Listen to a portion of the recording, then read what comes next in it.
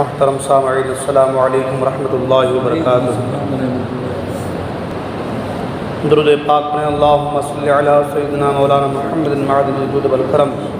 وآلہ بارک وسلم صلو علیہ الصلاۃ والسلام علیک یا رسول اللہ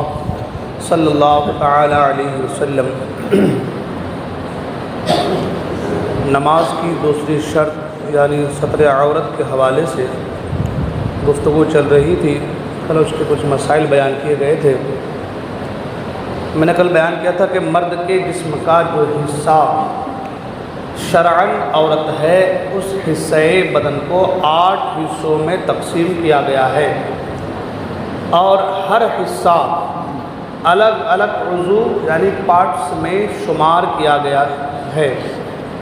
اور ان میں سے کسی ایک عضو کی چوتھائی جتنا حصہ کھل گیا تو نماز فاسد ہو جائے گی۔ مرد کے بدن کے حصے ستر عورت کے جو 8 اعضاء ہیں وہ حسب ذیل ہیں۔ نمبر 1 ذکر یعنی آلہ تناسل اپنے تمام اجزاء حشفہ وقلفہ وغیرہ کے ساتھ مل کر ایک عضو ہے۔ نمبر 2 پر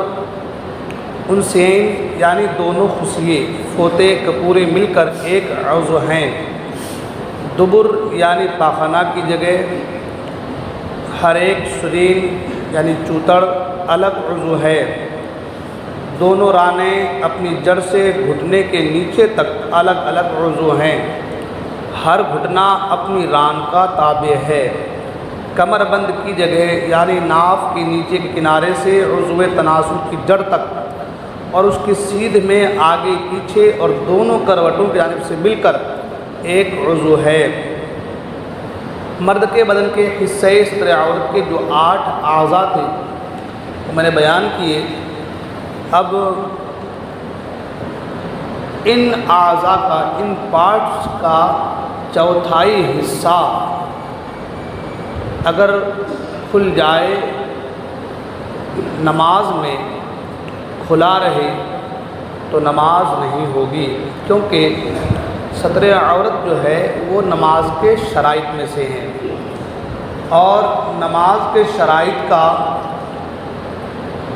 جو 6 شرطیں ان تمام کا جامع ہونا یہ ضروری ہے، اور ایک شرط بھی مفقود پایا گیا تو نماز ہوگی ہی نہیں۔ اسی طریقے سے عورت کے بدن سے چہرہ، دونوں ہتھیلیاں اور دونوں تلووں کے علاوہ سارا بدن عورت ہے، یعنی اس کو چھپانا فرض ہے۔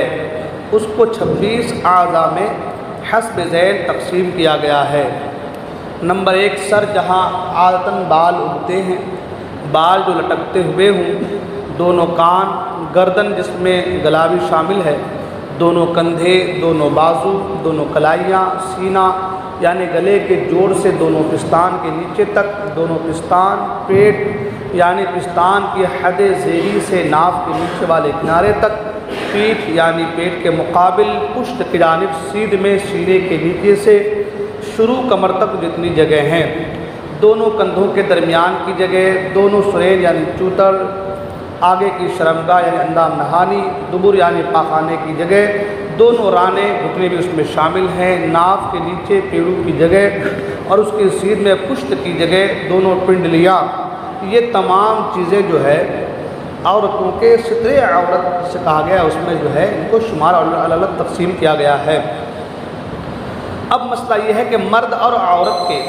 مذکورہ اعضاء، جو تمام اعضاء بیان کیے گئے، ان تمام اعضاء ستر عورت میں سے کسی ایک عضو کی چوتھائی جتنا حصہ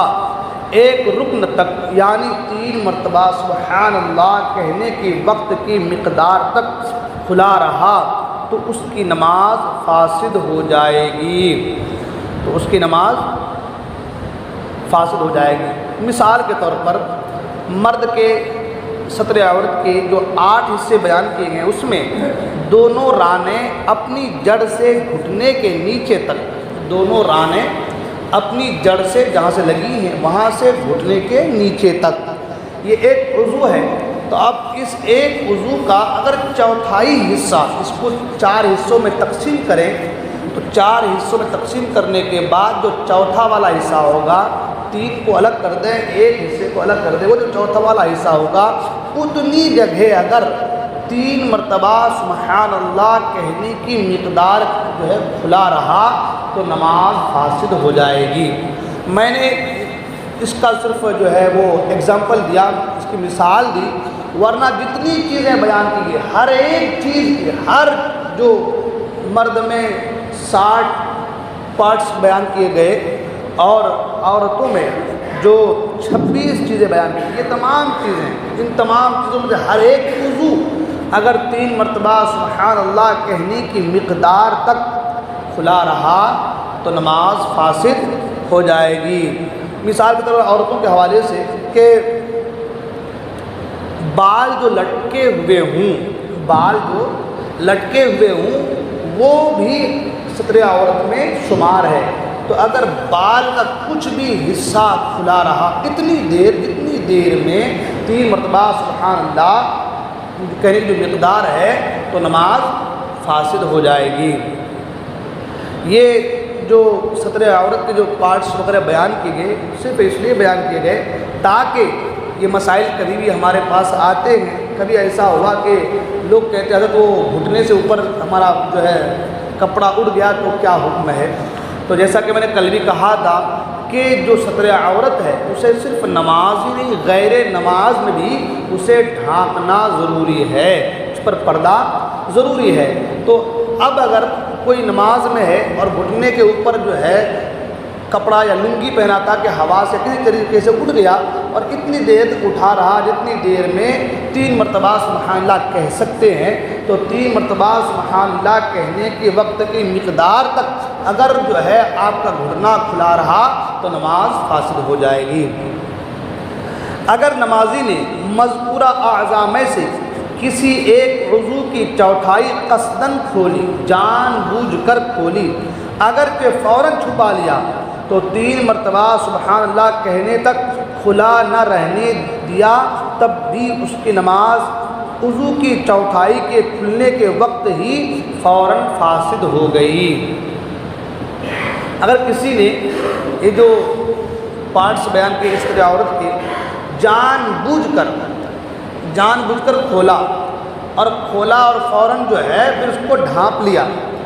تو اگرچہ 3 مرتبہ سبحان اللہ کہنے کی مقدار تک وہ کھلا نہیں رہا مگر کیونکہ اس نے جان بوجھ کر ایسا کیا تو جیسے ہی کھولا ویسے ہی اس کی نماز فاسد ہو جائے گی۔ اگر نماز شروع کرتے وقت مذکورہ اعضاء میں سے کسی عضو کی چوتھائی کھلی ہے یعنی اسی حالت میں تکبیر تحریمہ اللہ اکبر کہی تو اس کی نماز شروع ہی نہ ہوئی، انشاءاللہ الرحمن آج کے مسائل پھر بیان کی جائیں گے۔ اللہ تبارک و تعالیٰ